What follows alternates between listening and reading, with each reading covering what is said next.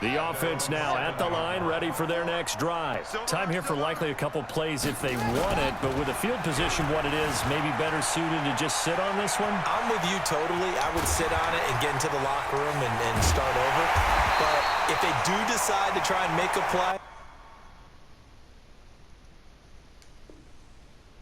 we know what the basics are. You run draw, you run screen. I would maybe run a little swing pass and try and get my lineman out in space and see if they can chop a hole into the secondary and see if he can run a little bit.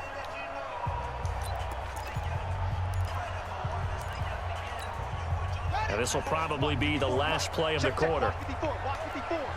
Let's set a tone, fellas. Let's set a tone. Final play of the half here. It's Jackson. He's going to let this one go deep. And that is caught on the right sideline, but out of bounds, says the line judge. The throw took him a little too far at second down. So we're at halftime with our score 7-6 in a tough-fought first half. As we send you to Orlando to check in with Jonathan Coachman at our EA Sports Halftime Report. Coach? This is fielded a couple yards deep. And he'll be brought down at the 23, make it the 24-yard line.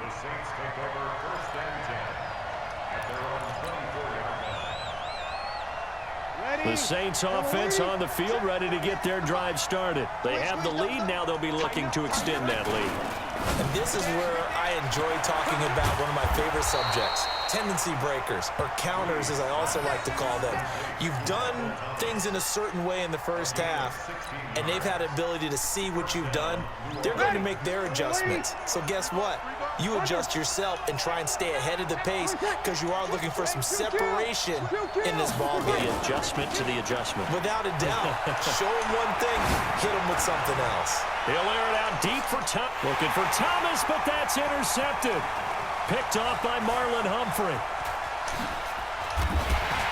And he will take this all the way up past the 40-yard line. He was trying to hit Thomas that time.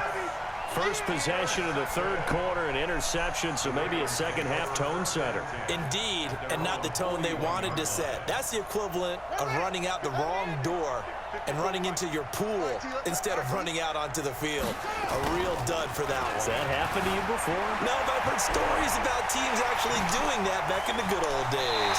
And out of bounds on the other side of midfield at the 45. Solid way to start the drive, 13 yards, picking up the first. Not only another first down, that also puts him over 100 yards rushing. That's not something you see very often in the NFL. We see it more in college.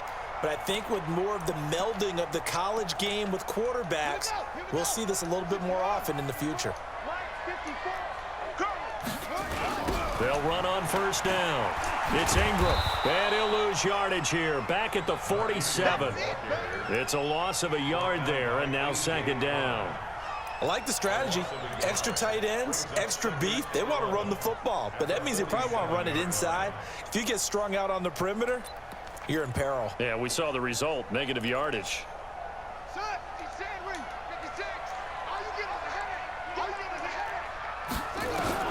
On second and 11 now. Jackson steps away to his left. And they'll wind up getting this to the 37. Gain of 9.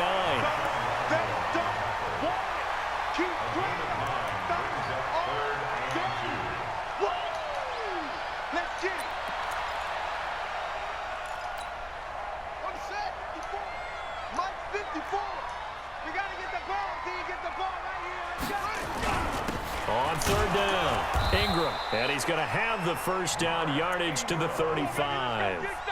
2 yards and able to get the first down in the process. I have to think a major focus of the halftime meetings had to be figuring out how to create space for the running game to get operating. Well, what you pointed out to me at half seems accurate. That line has struggled to sustain blocks. Yeah, I would agree with that totally. They've got to focus on staying on their double teams at the first level, make sure that block's secure before they... The ball comes out, and this is picked up by the Saints. And he's got daylight. It's a foot race. 30, the 20, 10, and he'll score. Touchdown, New Orleans.